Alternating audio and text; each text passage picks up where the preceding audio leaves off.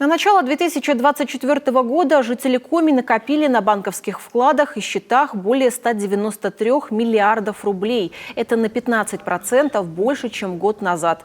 При этом 96% от общего объема всех накоплений – рублевые вклады.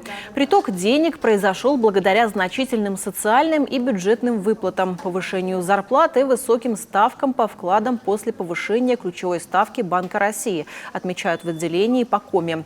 Банковский вклад остается для жителей республики популярным и безопасным инструментом сбережения денег. С 1 февраля в силу вступила норма закона, которая делает использование банковских вкладов еще более удобными. Теперь кредитные организации обязаны информировать клиентов о том, что их вклад заканчивается не позднее, чем за 5 дней до даты завершения вклада.